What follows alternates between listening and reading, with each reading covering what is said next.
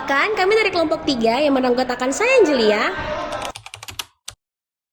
Saya Valerin. Saya Joseph. Saya Sarah. Saya Alvero. Dan saya Dina. Dan pada video kali ini, kami akan menampilkan wawancara kami bersama guru BK mengenai masalah sosial kenakalan remaja membawa kendaraan di bawah umur ke sekolah. Selamat menonton!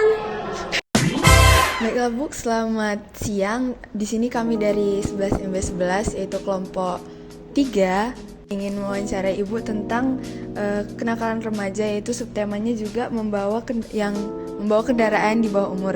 Jadi ada beberapa pertanyaan yang akan kami sampaikan ke Ibu. Jadi kami mohon Ibu bisa memberikan jawaban yang rinci lah kami, soalnya kami juga butuh untuk laporan penelitian yang akan kami berikan ke guru mata pelajaran sosiologi kami.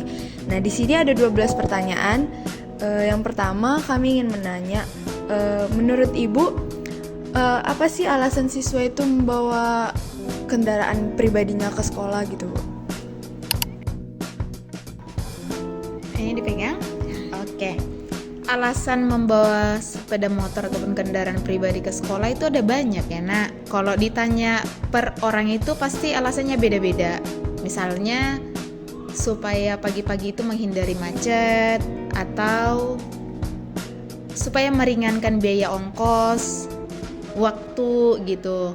Jadi kalau misalnya lah naik angkutan umum misalnya, itu kan makan waktu, apalagi kalau angkutan umumnya itu ngetem, kan kita tidak bisa buru-buru suruh cepat gitu. Kalau kita bawa kendaraan pribadi itu bisa cepat tiba di sekolah seperti yang kita mau, lalu bisa juga berangkat ke les, waktunya juga cepat, lalu biayanya juga lebih murah. Mungkin itu ya salah satunya. Makasih ya Bu. Yang kedua, kalau misalnya tanggapan Ibu gimana sih mengenai siswa yang suka membawa kendaraan pribadinya itu ke sekolah?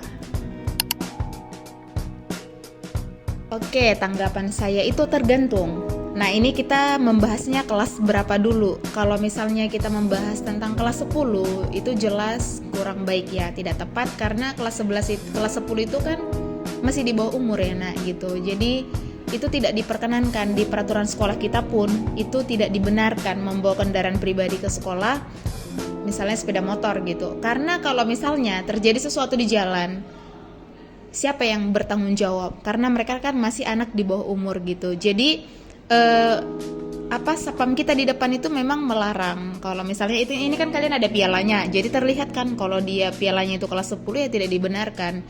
Kecuali yang parkir di luar, ya itu kan kita tidak tahu gitu. Itu aja sih Bu kalau dari saya. Selanjutnya akan ditanyakan oleh teman-teman saya yang lain. Oke Bu, untuk pertanyaan selanjutnya, apakah ada dampak positif dan negatif dalam membawa kendaraan? Dan kalau misalnya ada dampak positif dan negatifnya, coba Ibu sebutkan Bu. Dampak positif dan negatif itu pasti ada ya. Nah, dampak negatifnya itu misalnya kelas 10 sudah jelas salah karena masih di bawah umur. Jadi bisa jadi ditilang polisi di tengah jalan karena tidak lengkap dan belum punya SIM ya, karena masih di bawah umur gitu. Dan kalau ada kecelakaan itu juga menjadi tanggung jawab orang tua dan juga akan dipertanyakan kepada guru karena mereka masih di bawah umur gitu. Itu dampak negatifnya. Lalu dari segi emosi, misalnya sudah terlambat bangun lalu berangkat ke sekolah buru-buru. Nah, itu bisa menerobos lampu merah dan segala macam di jalan gitu. Itu dampak negatif. Dampak positifnya itu kita bisa memanajemen waktu kita sendiri. Jadi yang seperti Bu bilang ya, Nak, kalau misalnya bawa kendaraan pribadi itu, contohnya sepeda motor ya, kita bisa berangkat, lalu bisa yang sudah ahli nih bisa nyelip-nyelip gitu kan. Kalau misalnya naik angkutan umum kan, kalau dia ngetem atau menurunkan siswa kan kita tidak bisa suruh cepat gitu. Itu salah satu dampak positifnya. Baik Bu, itu pertanyaan dari saya dan mungkin akan ditanyakan oleh teman-teman saya yang lainnya. Lalu Bu, pertanyaan selanjutnya, apa tanggapan Ibu tentang siswa yang menggunakan knalpot brong?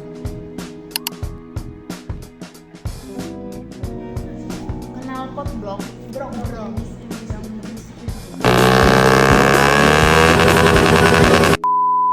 Oh, itu kan salah ya. ditangkap polisi juga kan kalau ada knalpot yang begitu. Tanggapan saya, ya jelas saya kurang setuju gitu. Apalagi itu digunakan oleh siswa, nggak boleh. Yang menggunakan knalpot yang seperti itu pun ya tidak dibolehkan masuk ke gerbang sekolah juga kan, pasti disuruh keluar sama Pak Sapam gitu. Tuh, jadi itu kurang baik. Kecuali untuk mereka yang memang pembalap di luar sana, bukan geng motor ya. Nah, misalnya mereka sesuai dengan bidangnya itu ya bisa jadi, tapi kalau untuk siswa tidak dibenarkan. Lalu Bu, apakah pihak sekolah itu memberikan edukasi tentang terkait keselamatan berkendara bagi siswa di SMA Santomo 1 Medan?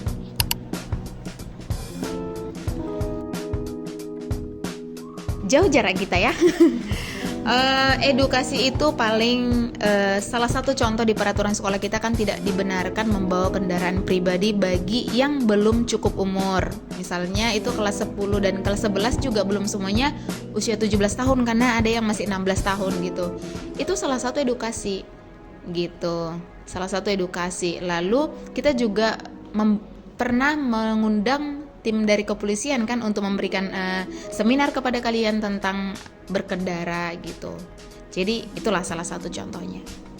Selanjutnya Bu, jadi apakah ada kasus kecelakaan yang melibatkan siswa Santo Thomas 1?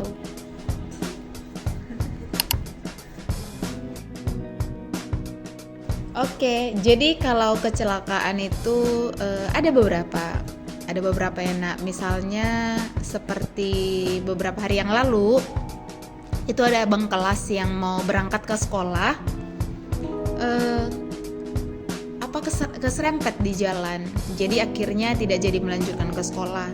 Dikirim foto sama ibu, lalu izin tidak masuk hari itu gitu. Itu ada beberapa. Jadi adalah untuk dalam 2 bulan ini ada 3 orang gitu. Tapi itu masih kategori ringan ya. Lalu kemarin juga ada di depan sekolah. Ya, itulah contoh-contohnya.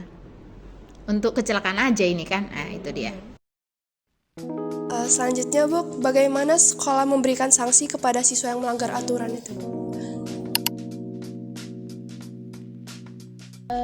Sekolah memberikan sanksi pernah, itu masih di bawah umur yang membawa sepeda motor, itu sepeda motornya ditahan, ditaruh di depan bendera. Itu pernah. Jadi ditunggu orang tuanya yang datang menjemput motor itu gitu. Nah, untuk ini yang pernah kedapatan ya dikasih peringatan. Gitu. Beberapa kali ya kita panggil orang tuanya ke sekolah gitu. Itulah untuk sanksinya. Oke Bu, pertanyaan selanjutnya Bu, bagaimana pihak sekolah memastikan agar siswa mematuhi aturan lalu lintas? Mematuhi lalu lintas itu kepolisian ya nah. Cara supaya siswa itu pun mematuhi, jangan dari polisi aja, pihak sekolah gitu. Gimana ya? Gini, salah satu contoh gini, ketika mereka yang masih di bawah umur itu kan tidak diperkenankan karena mereka sulit untuk kita kasih paham gitu, emosinya masih lebih labil gitu kan. Nah, ketika mereka sudah mulai dewasa ya mereka jadi lebih mengerti. Itu aja sih. Kalau edukasinya ya ke lingkungan sekolah itu harus menggunakan helm. Lalu lengkap atributnya, aksesoris sepeda motornya itu kaca semuanya harus lengkap. Ya itulah edukasi dari sekolah. Selanjutnya Bu, bagaimana peran Ibu sebagai guru BK dalam memberi pengarahan kepada siswa yang membawa kendaraan? Jadi skupnya ini luas dong ya. Luas ya, karena kalau anak kelas 12 kan ya tidak usah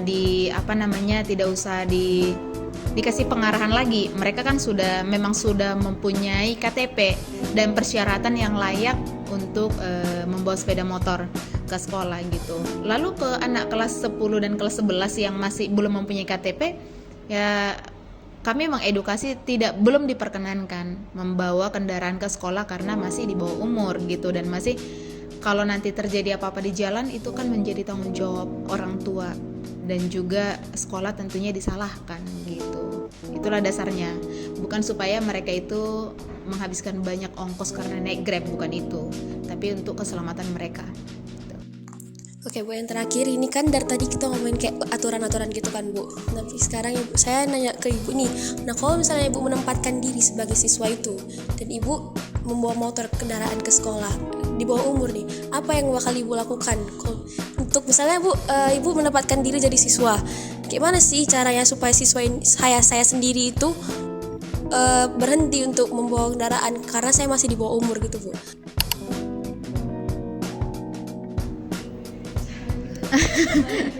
Itu beda-beda ya nak. Jadi ada orang, kalau ini saya memposisikan diri saya sebagai siswa ya, supaya berhenti menggunakan sepeda motor itu ya harus memang menahan diri dulu gitu. Jadi dari segi ongkos tentunya lebih ringan biaya. Kalau kalian ngisi bensin lah 50.000 itu cukup untuk seminggu kan. Tapi kalau misalnya naik angkutan umum ataupun Grab itu lumayan, satu hari itu bisa kena 30.000 sampai 40.000 sekali satu hari gitu. Nah udah kelipatan berapa itu gitu. Sebenarnya enaknya kan nggak apa-apa lah gitu kan, parkir di luar dan segala macam gitu. Tapi gini, kita harus memikirkan kita masih di bawah umur. Ketika kita melakukan suatu kesalahan di luar ataupun misalnya kita ditilang, kan yang repot orang tua juga gitu. Dan kalau misalnya kita kenapa-napa di jalan gitu, jadi harus dipikirkan itu gitu. Jangan memikirkan uangnya aja gitu, jangan pikirkan uangnya, sayang uangnya, ya lebih sayang nyawanya gitu. Itu untuk 1 tahun itu benar-benar harus ada pengendalian diri. Nanti ketika sudah cukup umurnya baru bisa gitu. Jadi jangan main hitung-hitungan matematikanya untuk keuangannya, lebih ke situ. Oke, sekian dari wawancara yang bisa kami lakukan. Makasih ya Bu. Ya, makasih. Sekian hasil wawancara kami. Terima kasih sudah menonton. Dadah.